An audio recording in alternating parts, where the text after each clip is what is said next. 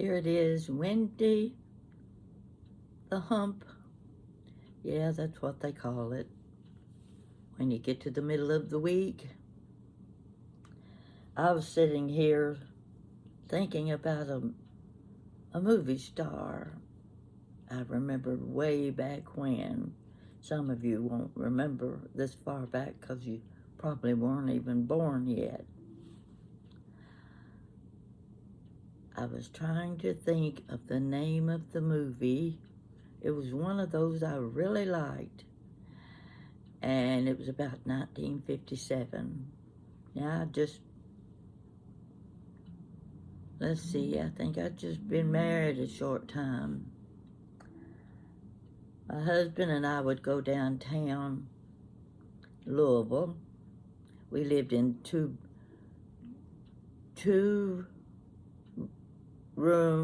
furnished apartment in a basement of a house, just half a block from the bus stop. We'd get on the bus and go all the way downtown 4th Street to movies on Saturday night. And our good friends went with us. And each time we would go, the men always got to pick the movie. Because you see, Louisville had at least 3 theaters on 4th Street. And we'd stand on the sidewalk and try to decide which movie are we going to go to. The men always won out. But that night, Jenny and I decided we are going to choose the movie tonight. And we did. And we looked at each other and said, oh, it better be a good one, because if it's not, we won't hear the end of this from our husbands. So, the movie, I couldn't remember while I was sitting here thinking about it, what was the name of that movie? It starred Yvonne DiCarlo. Do you remember her? She was a beautiful lady. And of course, there was Clark Gable. Well, we knew Clark Gable was in it, had to be a good movie. And Sidney Poitier. Okay, I looked it up on the internet. Yes, Band of Angels. And it was a good movie. It's a memorable movie. If you get a chance to see it on YouTube, watch it. You'll like it. It's a movie that took place in the South during the Civil War days. Okay, that was after I was married. Well, while I was sitting here remembering and searching for the information about that movie, I got to thinking about when I was a kid. What did we do on Saturday night? In the summertime. In the wintertime, you knew what you did. You stayed home because you waited for the cold and the snow like we've been having the last few days. There was no place you could go, and we didn't have the good warm boots like the kids wear today. We didn't have, well, we had earmuffs. Hated those earmuffs, but they kept your ears warm. So anyway, it was summertime, and in the summer, when Daddy was away on one of his construction jobs, his work was never in town. It was usually too far away for him to come home at night for supper and go back to work the next morning. Well, this one summer, Mama decided she would go with Daddy, spend the summer with him, because my oldest sister was still living there. 2 of my sisters were living in Corbin, and I could stay with them. And I didn't have to go with her, because if there's anything we kids didn't want to do was go away from home on during the summertime where Daddy was working, because we didn't know anybody. We didn't have any friends. What were we going to do all summer? But Mama would go. Now, my oldest sister Inez lived on Kentucky Street. It was like this. There was Main Street, Kentucky Street, Poplar Street, and Whitley Avenue. All ran parallel to the railroad tracks. From one end of town to the other end, you had those streets. Well, of course, we lived on Whitley Avenue, and my sister Inez lived on Kentucky Street. So I got to spend the summer with her. My niece Brenda was 4 years younger than I, and I got to sleep in her nice cherry bedroom suit. We didn't have pretty beds like that at home. We had those iron beds, had the panels down the middle and the little spokes on the side. In fact, those iron beds were perfect for putting your chewing gum on the headboard overnight. We would chew bubble gum or tea-berry chewing gum all day long, one piece of gum all day. And at night, we'd stick it behind the headboard. And the next morning after we had breakfast, we'd go back and get our gum. Now, I know that sounds raunchy to you, because kids they don't chew bubble gum nowadays, I don't think. I don't even think they chew gum. I haven't noticed any lately. But anyway, that's how it was. So, Saturday night would come. We didn't have money for going to the movie, and besides, Mama wouldn't let us go to the movie at night by ourselves. So what were we going to do? Well, it just so happened that there was a man living across the street from my sister Inez. He lived in this pretty brick house. Most of the houses were frame houses, and this one was a pretty brick house. And it had a long driveway to the back where the double garage was. The house was one that had the really high-pitched gable. Now, in case you don't know what a gable is, it's a very high-pointed roof line like this. And the purpose of that gable was, let's see, I wrote it down. It allowed ventilation between the outer layer of the house and the rest of the house. Big pointed roof like that. It was a pretty house, very noticeable. And the man who owned it also lived in that house. And in the backyard were some big trees, the kind of trees kids like to climb in the summertime. And one of the trees had a treehouse. Now, it's not like the tree houses you see in the old movies. This treehouse was nothing but a big piece of plywood nailed stationary between the tree limbs, and we would climb up. We had our little step that had been nailed to the tree trunk, and we'd climb up and sit up in that tree house. And there wasn't much to do unless you took your lunch with you. We'd sit up there and daydream and have fun. That was during the summertime. He never said anything about the kids in his backyard. Saturday night, what did we do? What was there to do? We couldn't go downtown to the movies. We lived in a big neighborhood, and all those streets were in one big neighborhood. Lots of kids. Yeah, 8, 10, 12, 15 years old. What were we going to do for playtime?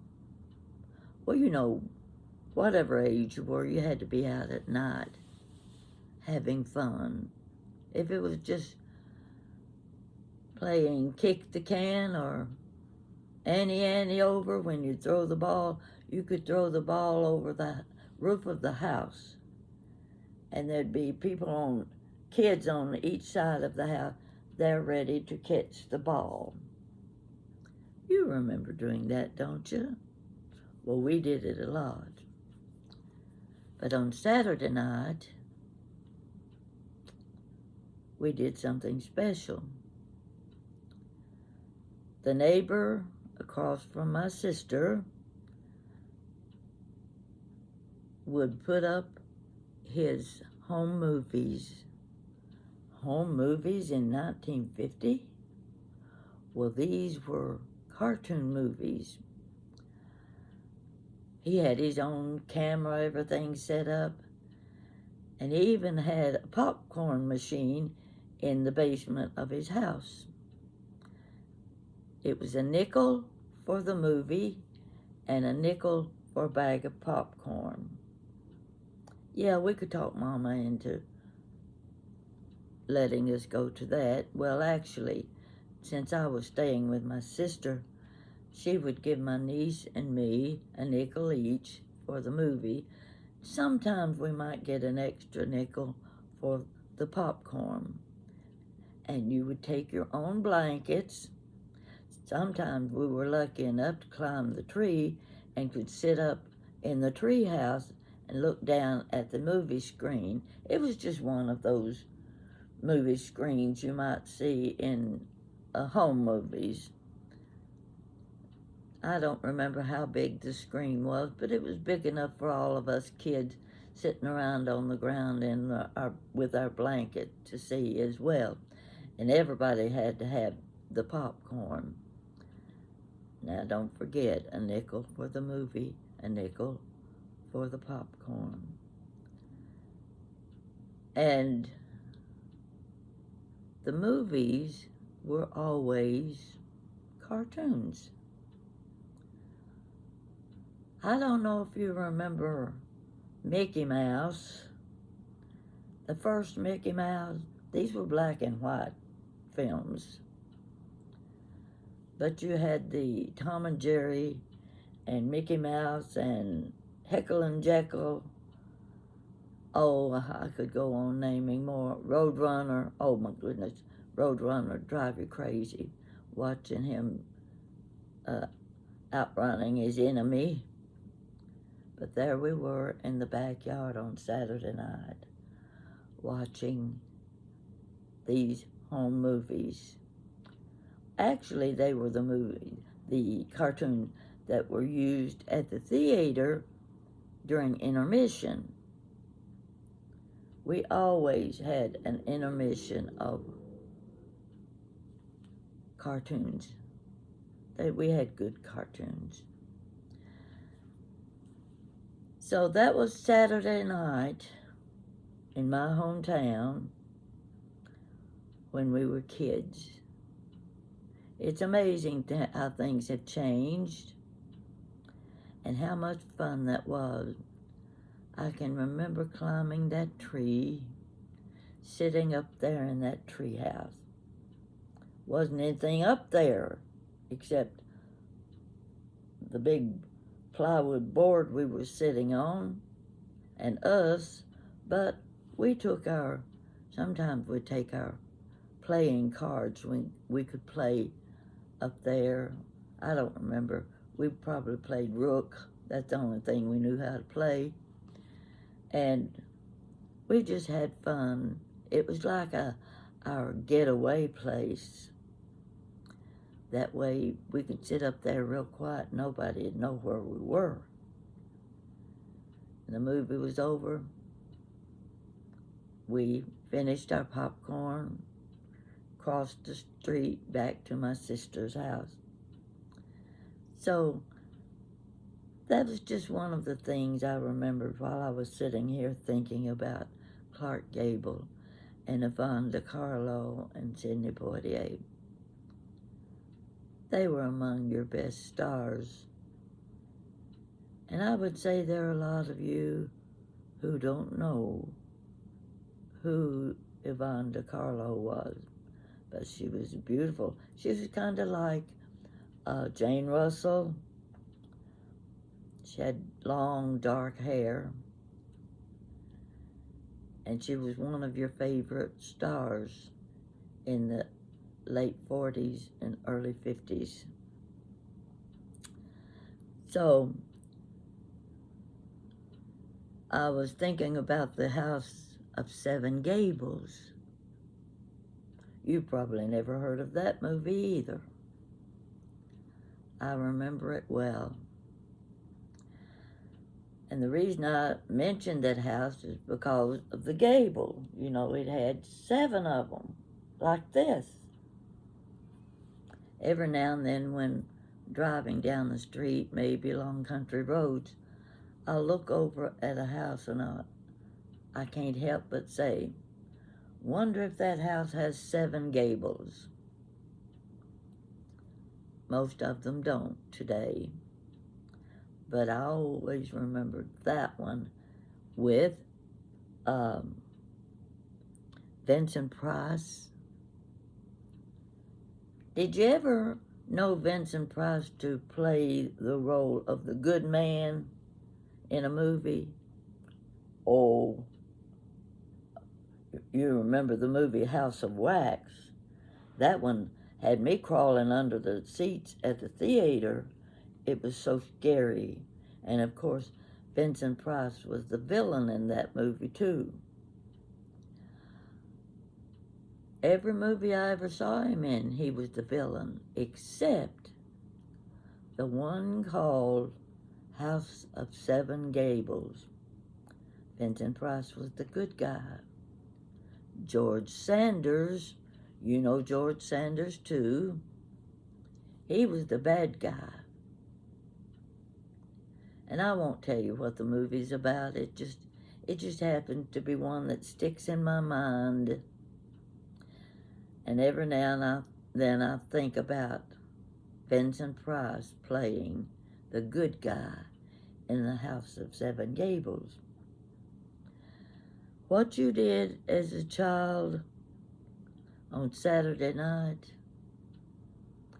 did you have a neighbor with a video camera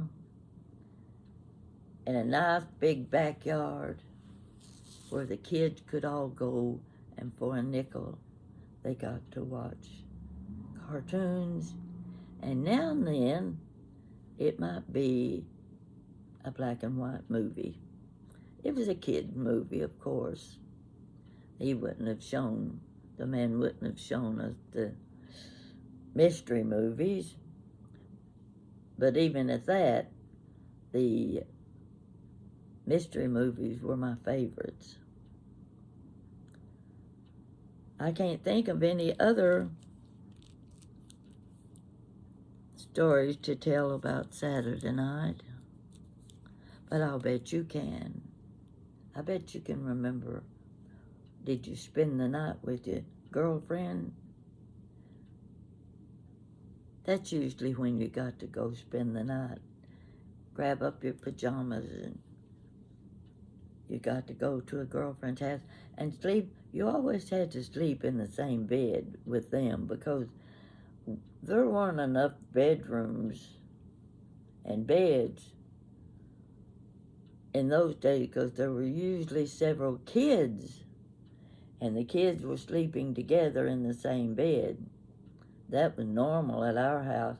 If I'd ever slept in a bed by myself, I'd have thought I was in the wrong house. And I would have been in the wrong house. But I slept with one or two of my sisters at night. And in the wintertime, you know how we've been worrying about the temperatures today with all the snow we've had in the last several days, how cold it was. I went out yesterday or day before, and I went to the grocery, and it was windy. It was 11 degrees, and all I could think of was, what are the homeless people doing? Where are they sleeping tonight? 11 degrees. You can't sleep on a park bench in that kind of weather. And then I thought about, what did we do? We had pot-bellied stove in the living room when I was little, but it got changed to a warm morning heater as I grew older. But I remember sleeping with my sister, and we would sleep with what you call pack saddle. You know what I mean by pack saddle. One on top of the other. Well, in bed, we hugged each other, and we all slept in one direction. When one decided to turn over to the other side, everybody had to turn over to the other side too. And you'd always hear a bit of mumbling because, oh my gosh, I have to turn over again. We would have crawled into bed. Oh, those sheets were cold. Sometimes we had a feather bed. This was a feather bed that my mother had filled with the down feathers of the geese back when she was first married. That's the only way they could keep warm in the wintertime, was to sleep under a feather bed. Now and then Mama had that feather bed on our bed, and it kept you really warm. But we would be huddled together in the bed, and Mama would come into the bedroom, and she would be carrying something wrapped in a towel, a big bath towel. What was it? She'd reach under the cover, 3 or 4 quilts on us. She'd reach under the cover at the foot of the bed, and she would slide this big packed towel at the foot of the bed. She had warmed a brick in the oven, and of course, you know, when that brick got hot, it stayed hot a long time. She would have one on each side of the foot of the bed where our feet would be, and they were wrapped in the towels, and it was the best feeling ever was when you could move your feet across and put your feet up against that hot towel with the brick inside.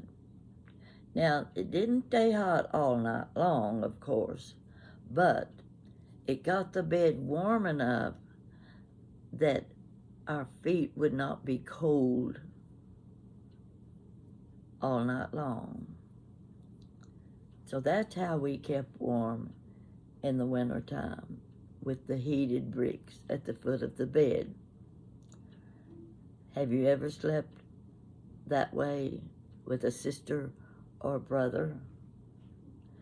You were thankful to have a sister or brother sleeping on your back side or your front side in the wintertime when it was 10, 20, 30 degrees at night. There were always ways of making do, and Mama knew what they were. She always knew what to do. And I think now about pushing my feet up against that hot towel or that hot brick wrapped in the towel. That was many, many years ago. Do people do that today? Do the people who don't have access to much heat in their house, do they warm an old brick in the kitchen stove oven so that their children can keep warm at night? It's an idea that can still be used when the electricity goes off. You can always have a fire built. If the fire's outside, that's okay too. You stick those bricks in that fire, and then you take a big poker and you pull the brick out, and that's when you wrap it up in an old quilt or old towels, whatever you've got handy. And only one bed in the house got the feather bed. When I got married, my mother gave me 2 feather pillows. I kept those pillows for years. In fact, I remember one year, my son was going, I guess it was spring break, with his friend. They were going to Florida. So he was taking his own pillow. And what did he take? One of Mama's feather pillows. And the first thing I said was, make sure you bring that pillow home with you. Well, while he was on his vacation, he stopped in Georgia and spent the night with one of his old high school friends. Guess what? My son left Mama's feather pillow at his friend's house. So I never got it back. But that was one thing I wanted to keep, because Mama had made that feather pillow from the down of the geese on the farm over in Lee County, Virginia.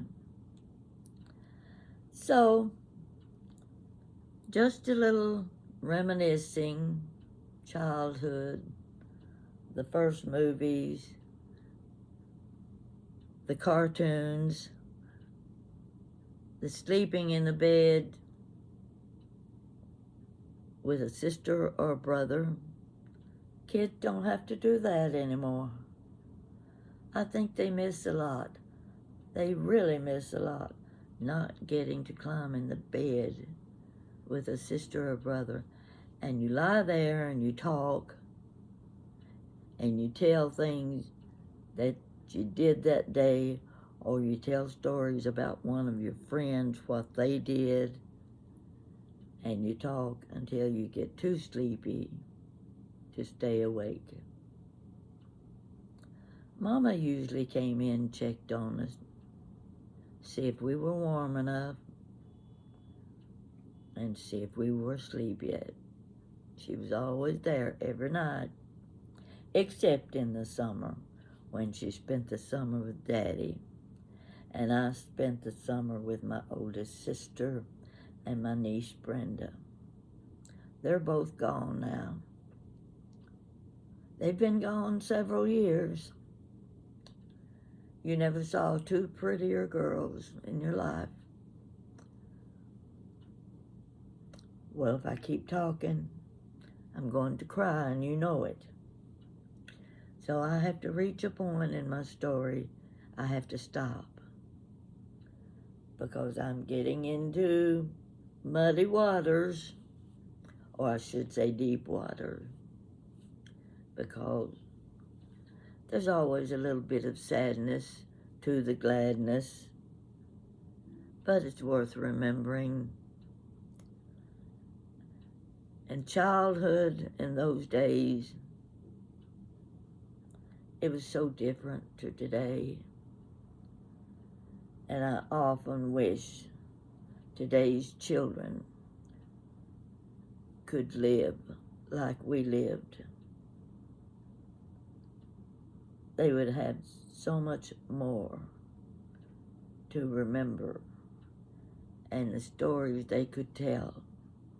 Waiting in the branch with the tadpoles and the crawdads? Yeah, that's what we did. And when we played hide and seek at night, where do you think we hid? Under the bridge that covered the branch at the side of the road. Now, it was dark under that bridge, I'll tell you that. And you didn't want to be under there by yourself because your imagination could play all kinds of tricks on you. You just knew there was some kind of creature sitting beside you if you turned your head and looked. That's because it wasn't a good idea to hide under the bridge when you were playing hide and seek. But there were so many games that we played, self-made games. And I mentioned something about walking on stilts. You know, when you've seen these parades, and these big parades like in New York City, and you see those clowns on those big, tall stilts. Well, our stilts weren't quite as tall as those, but when you have nailed a carnation cream can to the side of your stilt, you know, you had to, it was like, well, I'm going to give you a little example. Here's one of your stilts right here. And let's see, we'll just pretend this is a carnation can cream. Now what you did was you took that can and you turned it sideways. You put it on the ground and you took your foot and you rammed your foot down against that carnation can cream, and it fit around your shoe. You could fit your foot right on that carnation can cream, but you had to nail it to your stilt like that. So your foot would fit right here, and you were up here holding on for dear life like this, walking on your stilts. Remember that next time you see a big parade and you see the tall clown on the stilts.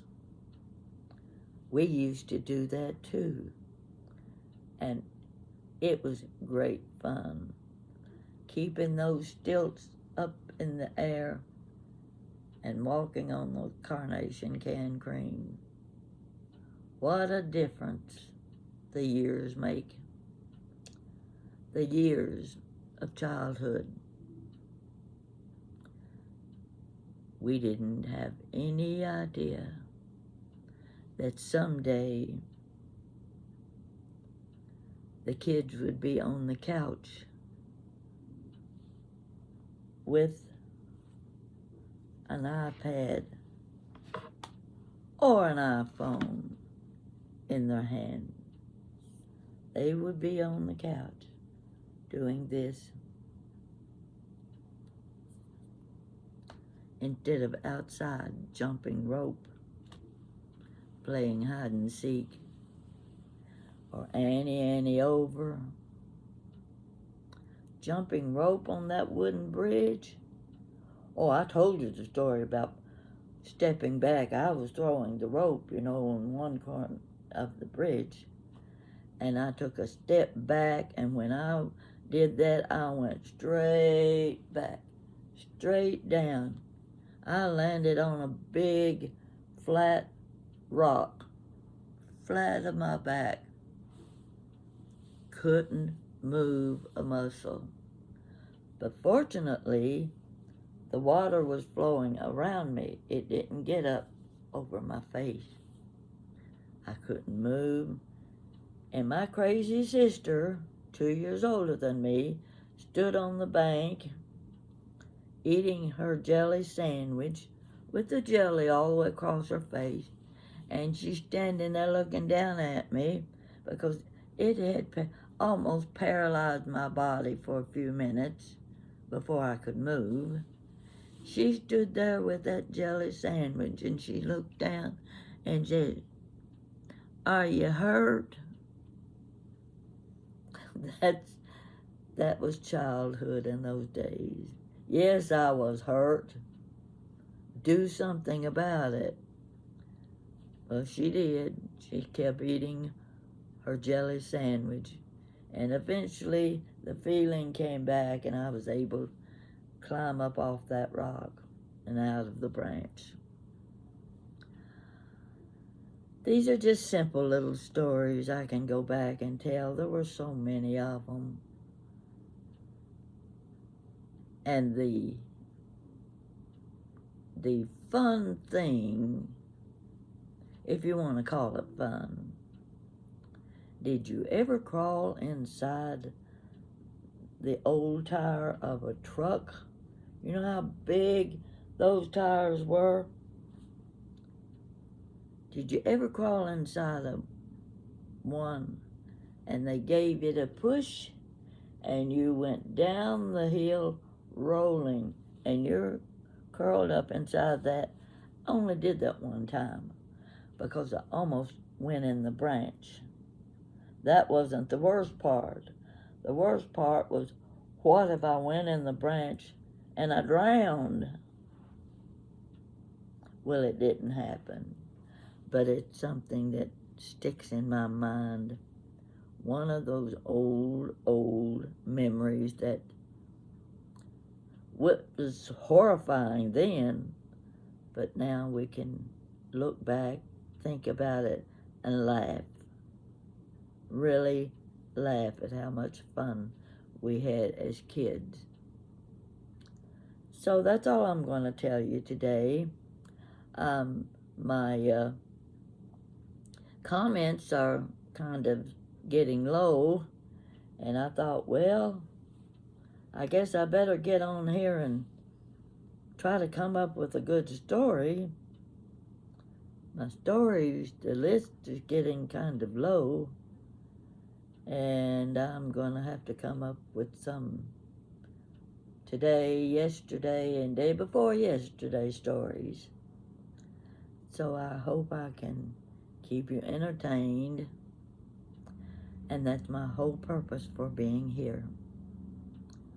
I'm 88 years old. I've run out of things to do, things to enjoy.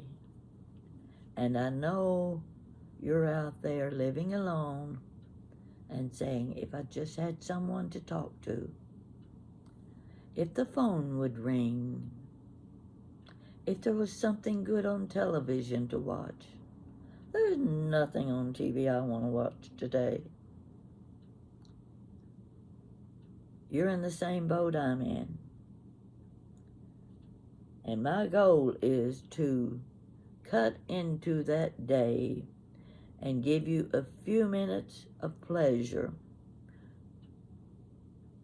Funny story, sad story, but still a reminiscence of a good story.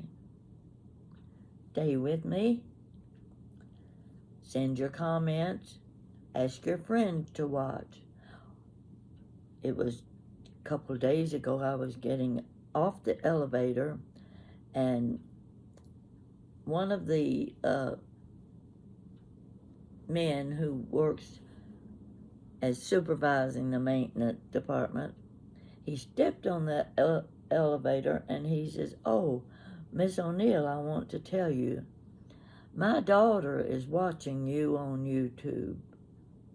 Now, I don't know how old his daughter is, but I know she's young.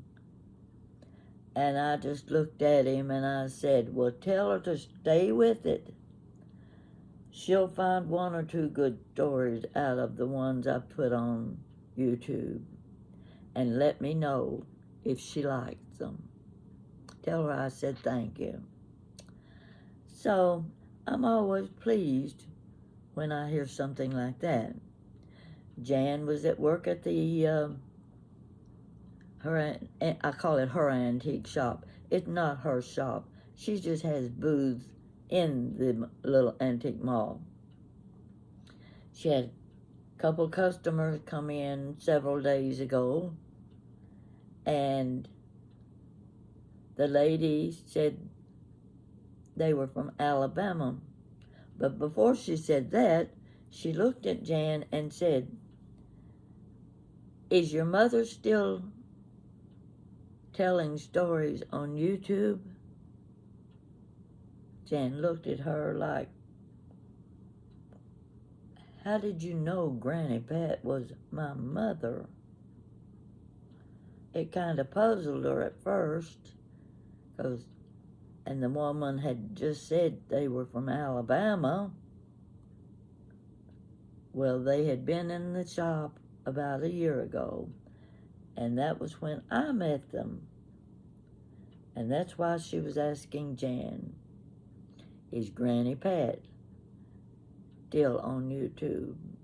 So, yes, I'm still on YouTube, and I'm anxious to get some new followers. There are a lot of stories I've already told, and even I can go back and I think, what in the world was that story about? So I sit here and I watch myself and I think, I don't remember telling that story. Folks,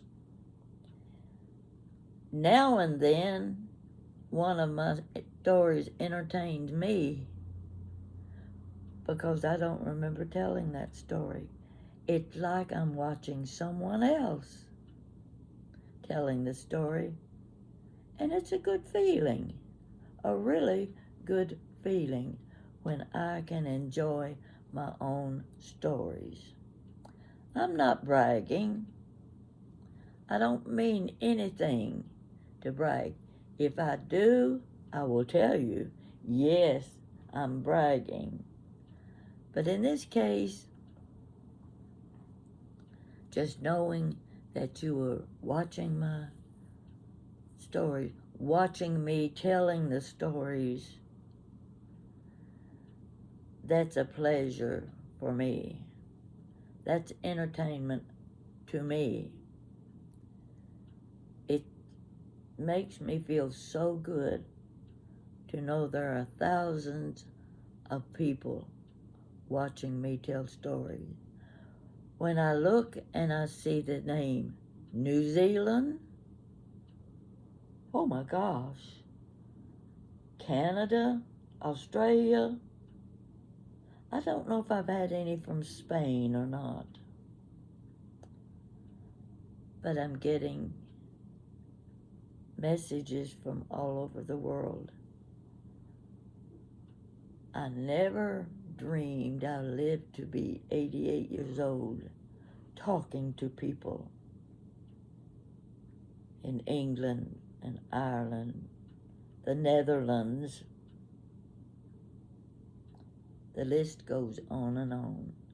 And I want to thank every one of you for sticking with me. The Lord has been good to me. Yes, He's lifted my spirits. You have lifted my spirits. And as long as you want to hear my stories, I'll be here talking. So, invite your friends and your family to join you if you think that, especially the elderly people who live alone and they don't have anyone to talk to. tell them about Chit Chat with Granny Pat. I sure would love to hear from them and from you too. So I'm going to go in and have my brunch because I haven't had breakfast and it's nearing lunchtime. So it's going to be brunch today. So I'll be with you again. Check back tomorrow and see what's new. Thank you very much.